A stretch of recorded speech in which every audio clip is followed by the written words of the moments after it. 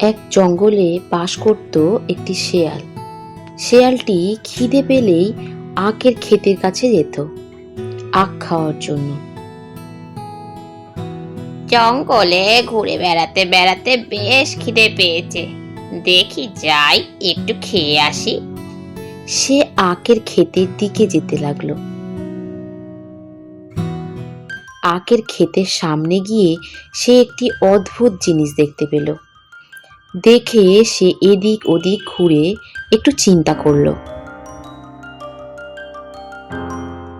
বুঝতে পেরেছি, এটা আখের ফল।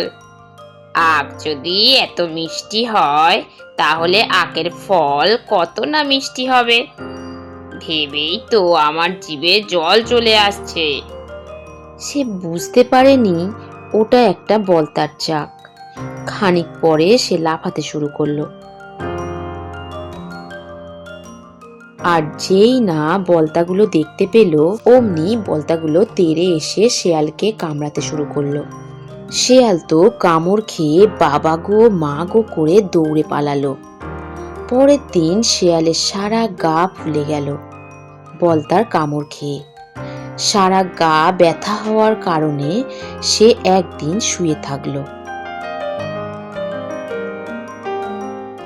পরের দিন ব্যথা কমতে সে বলল, আমার দেখার আগেই পোকাগুলো ফল খেতে শুরু করে দিয়েছে। আমি গিয়ে নাড়া দিয়ে ওদের আগে তাড়িয়ে দিয়ে ফলটা পেরে নিই। বলে পরের দিন আবার আখের ফল খাওয়ার আশায় বেরিয়ে পড়ল।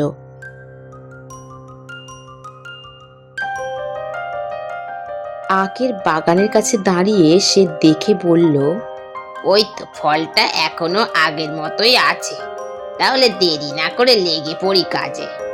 বলে সে আখ গাছের কাছে গিয়ে আখ গাছ ধরে নাড়া দিতে লাগলো। বলতার বাসায় নাড়া পেতেই বলতাগুলো বেরিয়ে এলো। আর যেই না বেরিয়ে এলো, শেয়ালকে কামড়াতে শুরু করলো। আর এবার কামড়ালো আগের থেকে বেশি। শেয়াল তো বলতার কামড় খেয়ে দে ছুট। বলতার কামড় খেয়ে জঙ্গলের ভিতরে গিয়ে শুয়ে পড়ল। আবার সারা গা লাল হয়ে ফুলে গেল।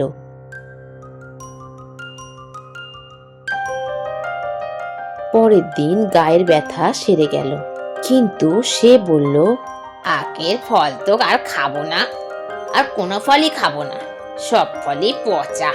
এই বলে সে তার বাসায় ফিরে গেল।